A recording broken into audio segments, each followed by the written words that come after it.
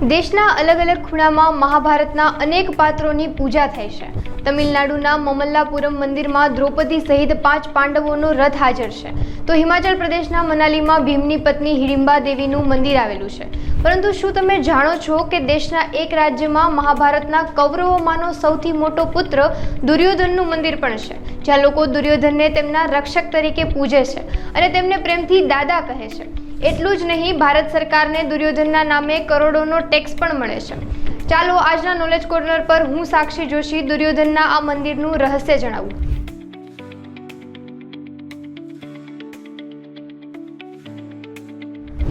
દુર્યોધનનું ભવ્ય મંદિર કેરળના કોલમ જિલ્લામાં થોડા કિલોમીટર દૂર આવેલા ગામમાં બનેલું છે. આ મંદિરમાં દુર્યોધનને દેવતાની જેમ પૂજવામાં આવે છે. તેમને નશીલા પદાર્થોનો ભોગ ચડાવાય છે. પ્રાચીન માન્યતાઓ અનુસાર મંદિર અને તેની આસપાસની જમીન દુર્યોધનની છે, જેનો દુર્યોધન પર દર વર્ષે ભારત સરકારને કરોડો રૂપિયાનો ટેક્સ ચૂકવે છે. દુર્યોધનના આ મંદિરનું નામ મેરી વિરુદ્ધિ મલનાડા છે. આ મંદિરની ખાસ વાત એ છે કે અહીં દુર્યોધનની કોઈ મૂર્તિ નથી, પરંતુ તેની પ્રિય શસ્ત્ર ગદા અહીં મુકાય છે. લોકો આ ગદાને દુર્યોધન તરીકે પૂજે છે.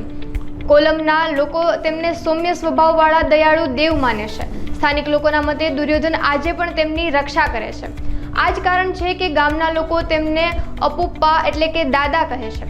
વાસ્તવમાં ભારત સરકાર કોઈ પણ મંદિર પર ટેક્સ લાદતી નથી, તેથી પેરીવિરુથી મલનાડા મંદિરે પણ ટેક્સ ચૂકવવો પડતો નથી. પરંતુ મંદિરની આસપાસની 15 એકર જમીન પર વર્ષોથી ટેક્સ વસૂલવામાં આવે છે.